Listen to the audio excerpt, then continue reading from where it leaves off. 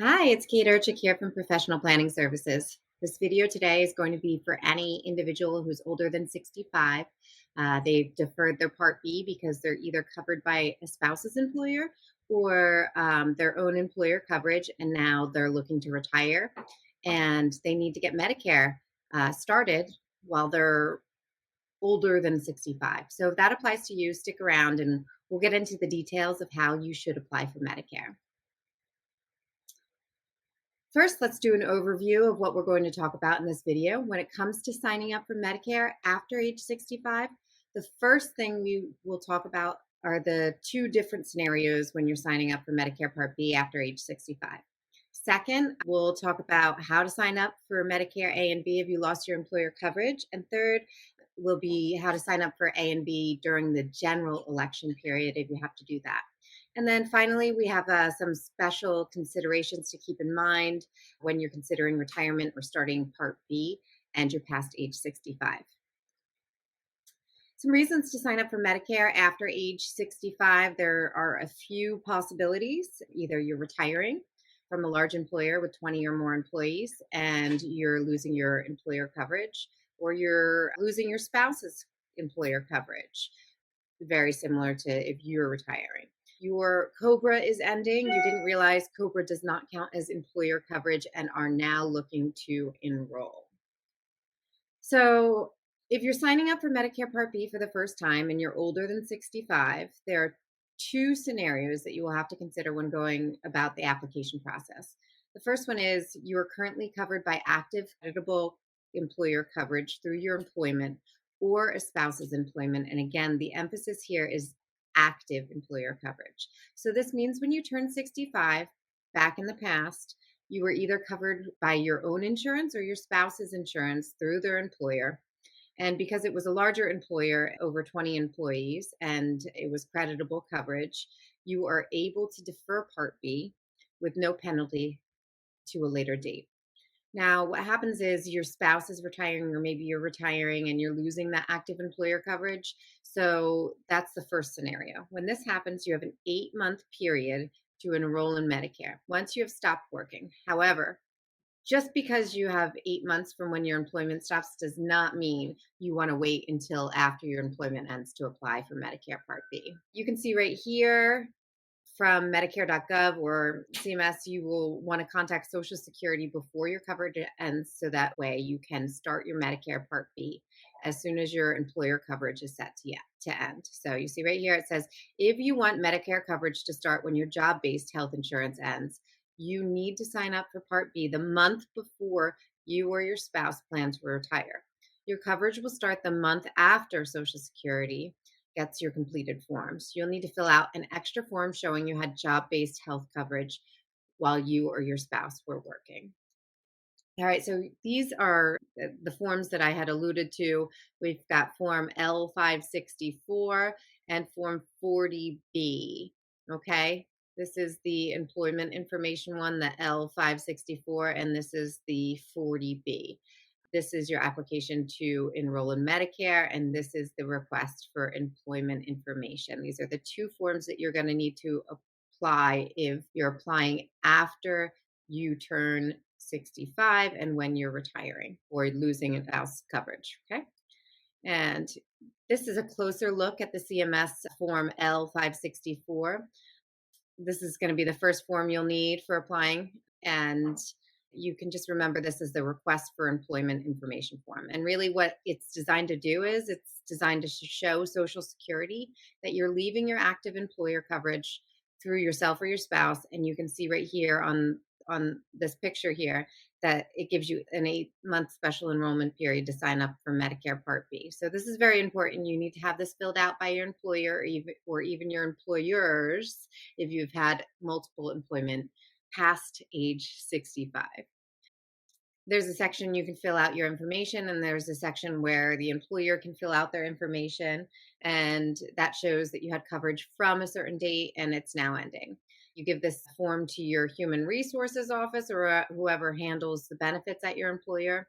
And if it's your spouse's employer, same thing. They'll have to get it filled out on your behalf or potentially for both of you if you're both applying for Medicare at that time.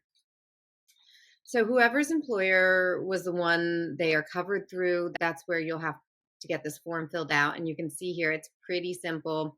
It's really a one pager. It's several pages long, but there's only one page of information that needs to be filled out by the employer. The second form you're going to need to apply for Part B if you're older than age 65 is CMS Form 40B. Again, I'll link it in the description in the YouTube videos so that you don't have to remember the name of it. But this one's a little bit more straightforward than the request for employment information. This one is simply an application for Medicare Part B. And if you note here, this is only for people who do not have Part A. This is only for people who have Part A but do not have Part B. So if you turn 65 and you did start Part A because it was no cost to you, but you deferred Part B and now you're signing up for the Part B, this is the form that you're going to need. If you are someone that did not get A or B upon age 65, you will not need to fill out this form. You can apply all at once online for A and B. So just like the other one we talked about, it's pretty straightforward. You will just want to fill out your information and then bring this to the Social Security office where you can plan on going to get everything started once your employment ends. So again, we'll link both of the forms we just talked about in the description. If you have any further questions on that, just let us know. I've already alluded to this, but it's really important that you take these forms to your local Social Security office in person for everything to be processed. There's several ways that you can apply. That's the recommended way to apply. You can see here that if you already have Part A and you want to get Part B, you can now sign up with the online DocuSign type of application. You could also apply over the phone, but don't rely on the mail to get these forms to Social Security and get them processed in time. A lot of the times they get lost. A recommended way to return these to Social Security would be to take both of them completed to your local Social Security office, like I just said, and make sure that when you're there, they process these forms and you get your Part B started so that there's no gap from when your employment coverage ends to when your Medicare should start. Even if you're at the office and they say they will process it later, say no, please make sure you process it right now. It only takes a few minutes. So make sure you get confirmation that they're processing these forms in person if at all possible. Now, I have heard in recent years due to COVID, either they're not letting people in the buildings, there's long lines, or they've not been processing the forms on site and instead make people drop them off in the drop box. Again, this is a little bit of a risky way to do things because I've had people's forms being lost when they're submitted via the drop box there at Social Security. So I would not recommend that if you could avoid that at all. We just talked pretty in depth about the first scenario when it comes to signing up for Medicare past age 65, and that is, of course, leaving active creditable employer coverage through you or your spouse's employer. And so now let's shift a little bit and talk briefly about the second scenario. So if you're trying to start Medicare past age 65, and that second scenario is that you are not covered by active employer coverage through you or your spouse's employer. So here are some examples of coverage that are not considered active employer coverage, and they consist of COBRA, retiree coverage, or even marketplace coverage, like Get Covered New Jersey. If you're covered by individual health insurance that you purchase yourself on one of the exchanges, so like healthcare.gov if you're not in New Jersey and you don't have a state-based exchange. So what happens if the scenario is that if you have waited more than 8 months to sign up for Medicare Part B after your employment ended, you're no longer eligible for your special enrollment period, and instead you have to utilize the general enrollment period. And you can see here from Medicare.gov that the general enrollment period is from January 1st until March 31st. So right here, January 1st through March 31st. You see that big blue arrow? You don't want to have a gap in your coverage if you meet and miss that 8-month special enrollment period. Okay. So now there's a couple of special considerations to keep in mind, and we're going to go through them here. I just want you to keep in mind that when you're signing up for Part B after age 65, there are a couple little nuances to pay attention to, so we're going to go through them now.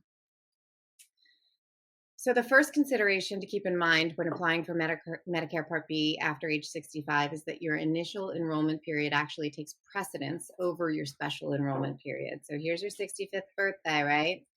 So what this means is that if you're applying for Medicare around your 65th birthday, or if you're retiring or stopping your employer coverage after your 65th birthday, this is really going to be important to you. So if you've seen any of our other videos, you'll know that your initial enrollment period is the 3 months before you turn 65, the month of your 65th birthday, and the 3 months after you turn 65. Now, where this can impact you is if you plan to retire during the latter 3 month period, you can have a delay in your Medicare coverage based on when you apply. So if you're already older than 65, this really does not apply to you. It's helpful to know for friends and family, but it really won't impact your individual Medicare choices. And again, we're just talking about signing up for Medicare A and B. This is not something that really applies to Medicare Advantage or Medigap. This is just getting your Medicare set up in the first place. All right.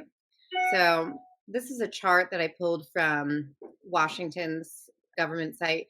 It just showed what I'm talking about clearly. If you apply in the 3 month window, this is the age 65. After you turn 65, you can see here that you will have a gap in coverage based on the month that you apply. So if you apply in the first month after you're 65, you have a 2 month gap. If you apply in the second month or third month after you turn 65, you have a 3 month gap in your Medicare Part B start date. The reason for this is because your initial enrollment period takes precedence over your special enrollment period that you would get for retiring or losing employer coverage. Okay. So one way that this can trip people up is, let's say you're turning 65 in June and you plan on retiring in August. Now, if you go to August on this chart, you see there is no coverage starts in that column. And that's because your coverage cannot begin 2 months after you turn 65. And if you apply in August or if you apply in July, let's say for an August start date, you'll actually have a 1 month gap and it will start 3 months after you turn 65 or 1 month after you applied. So again, it can be really confusing. And then you'll see over here at the 4 months after you turn 65, you could start to use that special enrollment period, your special enrollment period for retiring, which would be the 8 months. And your coverage would start the following month there. So if you have more questions, give us a call, but really look at this chart and think, are you retiring in the last 3 months after you turn 65? If that applies to you, then this can have huge consequences on when your coverage starts and you don't want to have a gap in coverage. You're going to want to coordinate ahead of time to figure out what's best to get your Medicare started so that there's no gap from your employer coverage to your Medicare Part B. And the second consideration is a little bit different. This will impact anyone that's trying to start Medicare Part A after age 65. You might know that one reason to defer Part A of Medicare is that you have a health savings account and you're contributing to that account. So, what happens if you're applying for Medicare A and B after age 65 is that you will likely want to stop contributing to that health savings account 6 months prior to when you plan on retiring and before you sign up for Medicare Part A. And the reason is that if you're applying for Part A, it will be backdated 6 months. So if you're currently contributing to an HSA, let's say you're 67 years old and now you're planning to retire in the upcoming year. When you go to apply for Medicare A and B, upon your retirement, your Medicare Part A will start 6 months before your Part B will start. And so it goes retroactive 6 months. So if you're going in for July, let's say this year, and you get your A and B started, your Part A will actually go back to January this year. And the reason that's important to know is that if you're still contributing to an HSA from January up until July, you're going to be penalized for those months that you're contributing to the HSA. And you also technically now have Part A of Medicare. All right. So again, that one is a pretty confusing consideration. But if you're contributing to an HSA, just know it's important to realize when you want to retire so that you can stop those contributions and protect yourself from being penalized. Okay. And finally, I just want you to know that you're not alone. I know that these things can seem confusing, but if you have any questions, please feel free to reach out. We're here for you. We can walk you through these more complicated situations and get all the details from you and really help you make an informed decision when it comes to when to enroll in Medicare after you turn 65.